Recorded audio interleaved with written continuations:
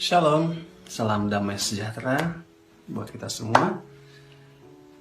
Saya berharap pemirsa di rumah juga dalam keadaan sehat, dalam keadaan sukacita.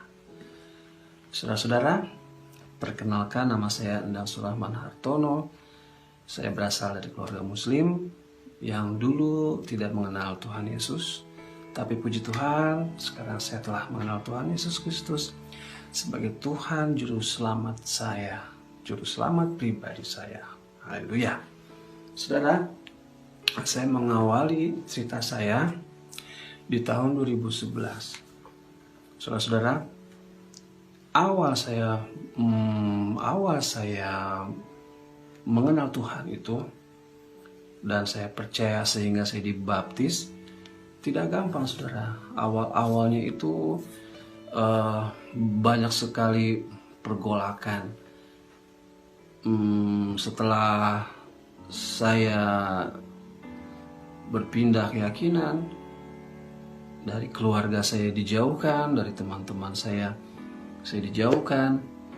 Nah, pokoknya begitu tidak mengenakan.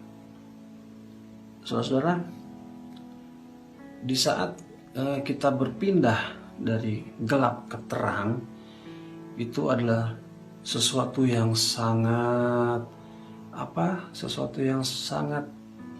benar-benar luar biasa buat kita, karena memang kita dibimbing untuk menjadi terang sebagai kita anak-anak Tuhan. Nah, saudara, saya akan cerita awal saya mengenal Tuhan itu ada. Jadi begini, saya bertemu dengan seorang wanita yang sekarang dia adalah istri saya. Jadi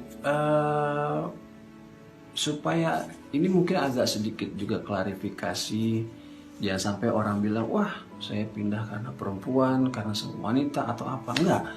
Jadi gini, saudara, memang betul waktu istri saya dulu, waktu saya masih pacaran, dia selalu menceritakan Tuhan Yesus, siapa Tuhan, sampai dulu tuh saya sering berdebat. Coba saudara bayangin aja, di saat-saat saya lagi pengen ketemu, pengen wakuncar atau apa, tapi beliau dia selalu cerita tentang Tuhan Yesus, sampai akhirnya saya berdebat, saya nggak percaya, gue nggak percaya. Kita selalu berdebat sampai akhirnya ada satu titik yang membuat saya juga penasaran. Nah, selain penasaran, saya juga mengalami sesuatu kejadian yang boleh dibilang aneh. Jadi saya pernah bermimpi, awalnya itu begini. Saya mimpi tiba-tiba saya didatangin banyak jenis anjing. Karena kan seperti yang saudara tahu, kalau anjing itu kan haram bagi umat muslim. Jadi saat itu saya didatengin puluhan anjing, dari anjing macam-macam model jenisnya. Yang ras ada anjing husky, anjing yang packing lucu-lucu gitu. Pokoknya banyak jenis. Tiba-tiba mereka menghampiri saya dan saya dijilat-jilat gitu. Dijilat-jilat, dideketin gitu, di apa sih namanya, ya tubuhnya gitu, pokoknya dikerumunin lah bahasanya. Nah, jadi ini aneh, saya bilang, ini apa nih ya, kok mimpinya aneh banget. Itu mimpi yang pertama kali. Nah, kemudian saya juga bermimpi lagi. Kalau saya itu di mimpi saya ketemu dengan satu cahaya yang sangat terang sekali, tapi cahaya itu tidak menyilaukan mata. Cahaya itu, wah, susah saya jelaskan dengan kata-kata. Jadi di situ saya tidak merasa ketakutan, tidak merasa atau apa. Saya hanya merasakan damai sejahtera. Pada saat cahaya itu ada, saya mendengarkan suara jelas. Suaranya, akulah Tuhan, carilah aku, gitu. Nah, ini mimpi benar-benar mimpi yang mimpi yang besar, mimpi yang sangat berarti buat saya. Nah, setelah saya bermimpi itu, saya malah berhasrat untuk terus mencari Tuhan. Karena selama ini saya merasa seperti hampa. Saya terus mencari Tuhan sampai akhirnya ada satu titik saya tuh merasa benar-benar seperti ada kerinduan untuk mengenal Tuhan dan mencari Tuhan. Sampai saya itu suatu saat saya menangis itu, mungkin teman-teman tahu itu namanya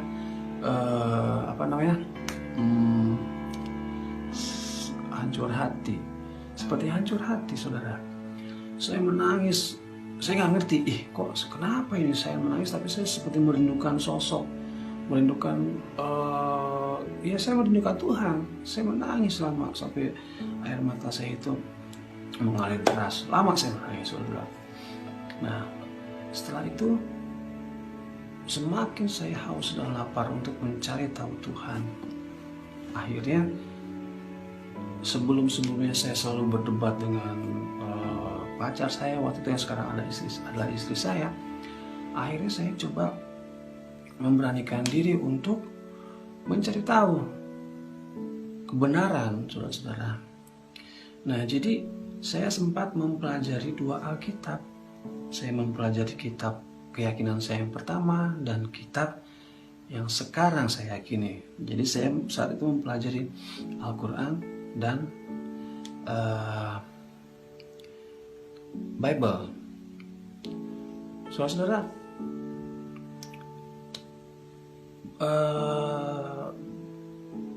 kira-kira berjalan sekitar 1 atau 2 bulan saya mempelajari. Akhirnya rasa penasaran saya itu terus bertumbuh. Nggak mungkin saya belajar sendiri di 2 kitab, saya nggak mampu. Dan istri saya waktu itu memperkenalkan saya ke beberapa pendeta.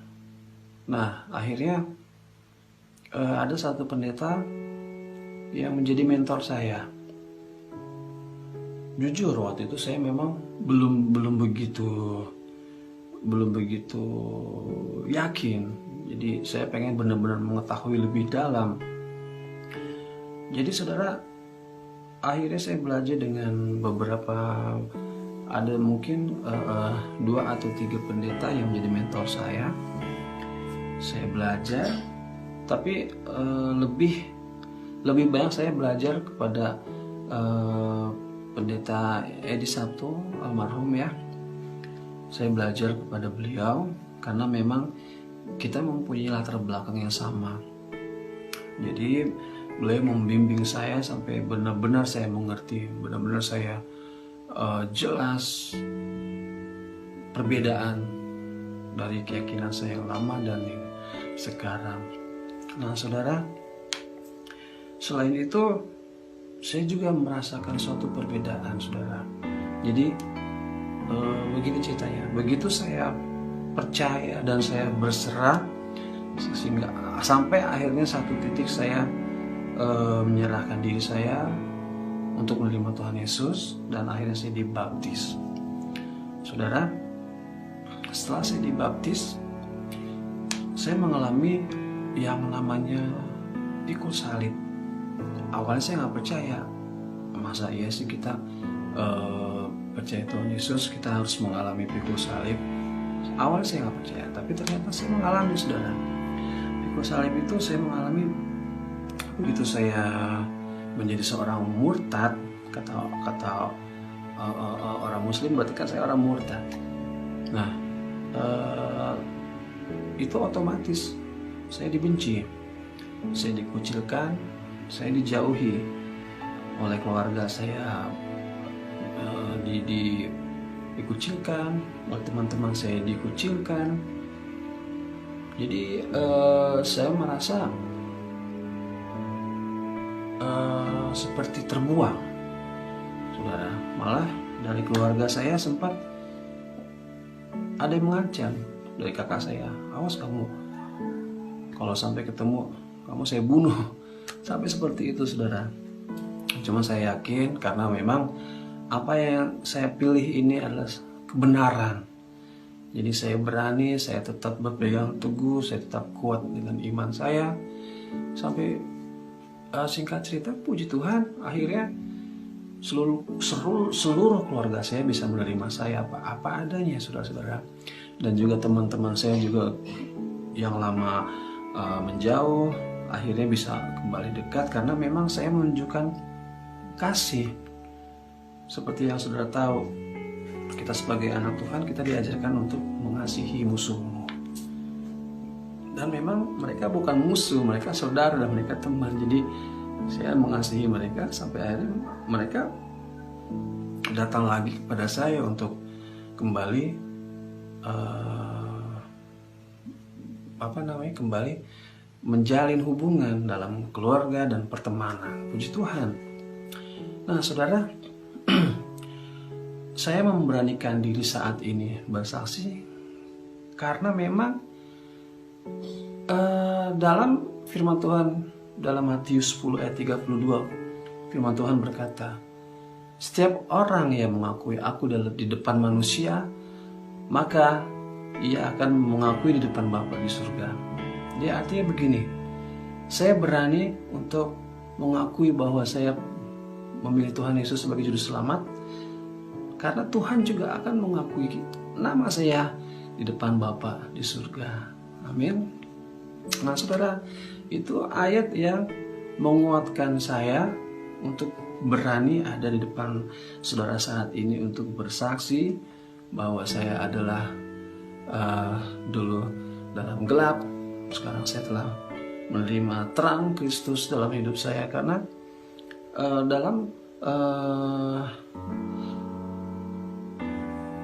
dalam Efesus 5 ayat 8, dahulu kamu kegelap-gelap, tapi kamu sekarang adalah terang Tuhan, maka jadilah engkau terang. Saudara, saya percaya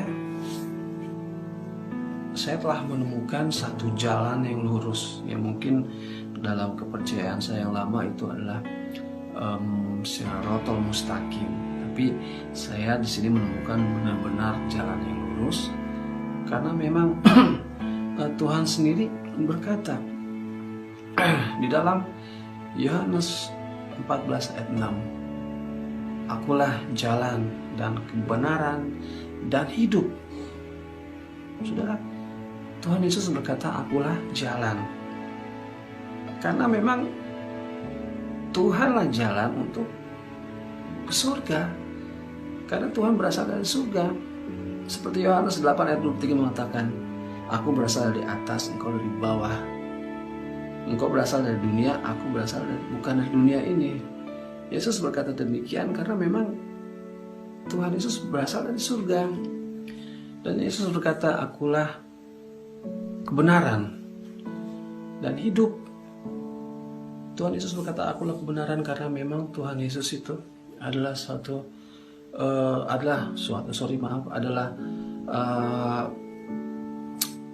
Tuhan yang tidak pernah berbuat salah. Dan dia adalah kebenaran. Kebenaran ada di dalam Yesus Kristus. Dan dia adalah hidup. Tuhan itu hidup. Tuhan itu kekal. Seperti banyak kita tahu dulu dalam keyakinan saya, Nabi Isa itu tidak mati. Nabi Isa itu tidak mati, tapi saat penyalipan, maksudnya kita cerita tentang penyalipan Tuhan Yesus, dalam keyakinan lama saya tahunya Nabi Isa tidak mati, tapi ada yang menyerupakan. Nah, dalam konteks ini, dalam cerita ini juga salah satu yang membuat saya semakin yakin untuk percaya kepada kitab suci saya sekarang. Kenapa? Karena di dalam kitab suci yang lama bilang Isa Al-Masih tidak mati. Tetapi seperti kita ketahui semua bahwa Tuhan Yesus pernah mati di kayu salib untuk menyelamatkan kita.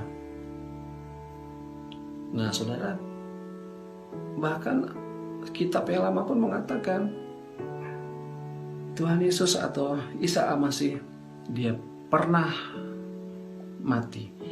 Di situ dikatakan dia lahir, dia mati, dan dia bangkit. Nah, saudara, Yesus itu adalah kebangkitan. Dia bangkit dan dia hidup. Maka Yesus berkata, "Akulah jalan dan kebenaran dan hidup. Tidak ada seorang pun yang akan sampai kepada Bapa selain melalui aku." Nah, saudara, itu ayat yang membawa tekad saya semakin bulat untuk percaya kepada Tuhan Yesus sebagai juru selamat saya. Di sini saya sangat bersyukur, saudara semua bersyukur, kita semua yang percaya dengan Tuhan Yesus bersyukur, karena kita ini adalah orang-orang spesial.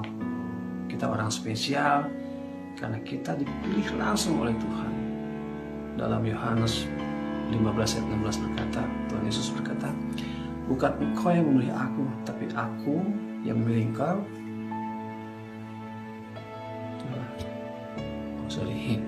Bukan aku yang memilih kamu, tapi bukan engkau yang memilih aku, tapi aku yang memilih engkau. Supaya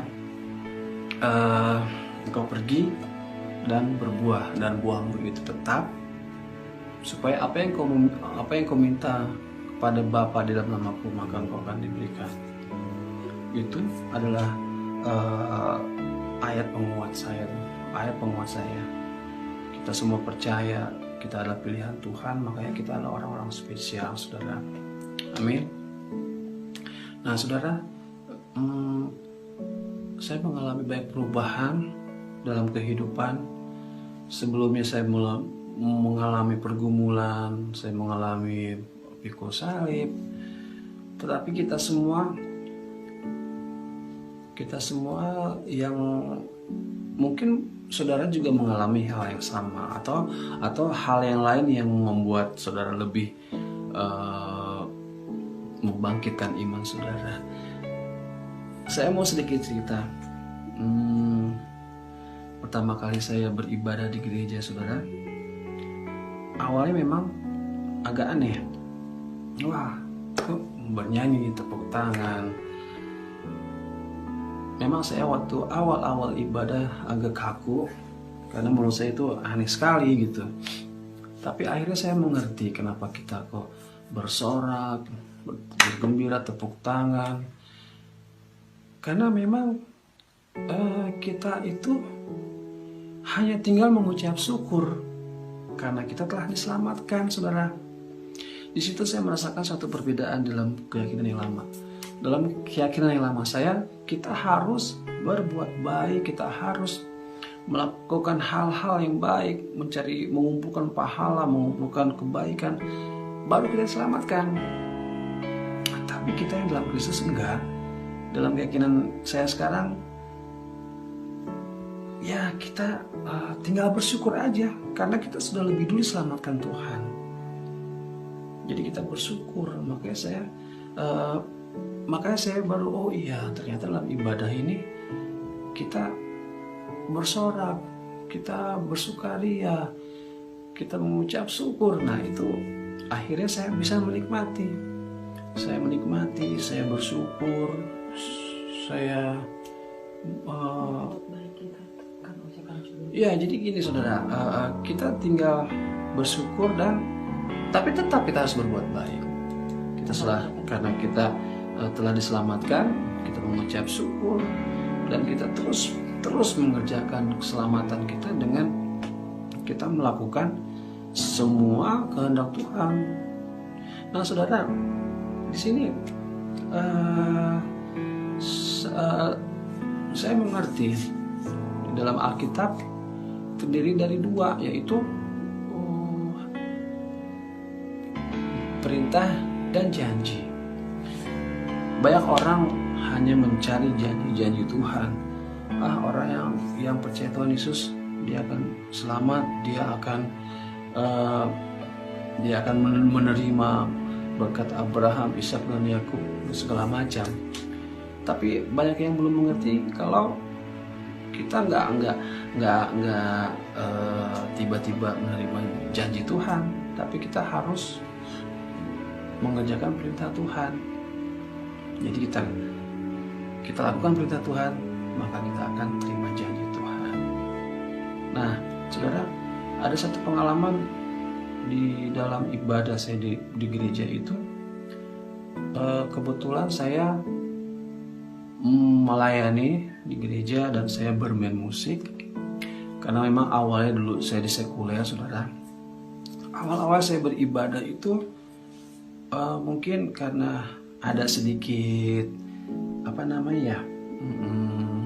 jiwa lama saya. Jadi saat waktu beribadah itu saya ingin menampilkan yang terbaik, yang mungkin boleh dibilang show off atau apa segala macam. Tapi di situ saya tidak mendapatkan apa-apa, saudara. Jadi begitu saya benar-benar fokus melayani Tuhan, saya bermain gitar sambil memuji, sambil menyembah, saya merasakan sesuatu yang luar biasa. Kesaksian saya, di saat saya bermain musik, saya bisa mendengar suara surga. Artinya saya mendengar di dalam gereja itu, saya mendengar malaikat bernyanyi. Saya mendengar satu seperti choir, seperti paduan suara. Saya kaget saat itu, ini suara apa? Benar-benar saya dengarnya itu takjub. Wow, keren banget. Di saat saya bermain gitar dengan totalitas saya menyembah dan sambil memuji Tuhan, saya merasakan suatu pengalaman yang benar-benar amazing. Itu satu. Yang kedua, saya seringkali mendengar satu instrumen musik yang nggak ada di dalam mimbar. Bukan nggak ada, maksudnya ada satu keyboard, tapi saya bisa mendengar suara 2 keyboard. Di saat saya lagi bermain gitar, seperti ada gitar lain, padahal cuman saya bermain gitu. Jadi aneh sekali. Jadi itu pengalaman yang membuat saya itu takjub gitu. Oke, saudara, akhirnya di situ saya benar-benar ingin terus mencari Tuhan. Dalam pertumbuhan iman saya terus mencari Tuhan. Saya mengikuti beberapa persekutuan doa untuk saya lebih memahami, untuk saya lebih dalam mengenal Tuhan. Saudara, kita percaya kita mengenal Tuhan itu sebagai juru selamat karena memang dalam Kisah Rasul 4 ayat 12 itu jelas sekali. Dan keselamatan tidak ada di dalam siapapun juga selain di dalam Dia.